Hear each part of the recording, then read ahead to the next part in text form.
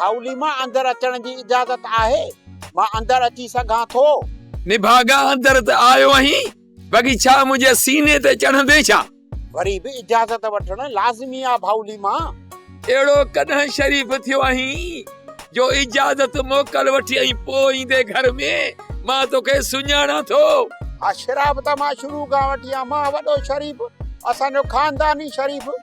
ख़बर आहे जेतिरो तूं शरीफ़ आहीं मां तोखे ईअं सुञाणा जीअं ओड कॾहिं के सुञाणे। शरीफ़ आहियां, शरीफ़ आहियां। ॻाल्हि त ॿुधली मां, घर जो कमु कंदे केॾो न ठहीं थो। अड़े बचुल जे हूंदे न इहे थावणा धोइयां, बुहारो करियां, मानी पचाइयां त वेचारी बचुल हिन महिल दर बदर त न हुजे हा न, पंहिंजे घर में न वेठी हुजे। उहो मां कमु कयां पर तूं बि छॾी न बचुल खे। मां निकिरां थो जेॾी कंहिं महिल मुंहिंजे घर भॻो बीठो आहीं, मां तो चवां जूता खाधा अथई अञा बि खाईंदे। आठाणी माठ वधीक गंद न कर। इहो ॿुधा त बचुल वेचारी जो किथे ॾस पतो मिलियो या? बचुल जहिड़ी हूंदी त ॾस पते जी मां ख़बर बि ॿुधाए।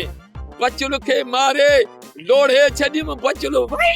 हिन जो मक़सद त मुआरो भेणियो मखण सही पियो चवे न। छा पियो चवे मखण? इहो ई पियो चवे त बचुल जे खून जो केस लीमे जे मथां करणु घुर्जे।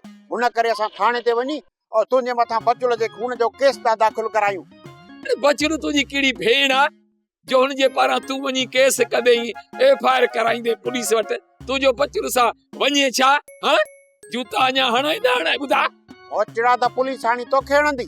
पुछी थो न बचुल सां मुंहिंजो कहिड़ो रिश्तो आहे? मुंहिंजी पाड़े वारी, ऐं पाड़े वारी जो ख़्याल पाड़े वारो न कंदो त ॿियो केरु कंदो? अॼु ई मां वञी पुलिस चढ़ाए थो अचां, पोइ तोखे ख़बर पवंदी त घणे वीह सौ आहे।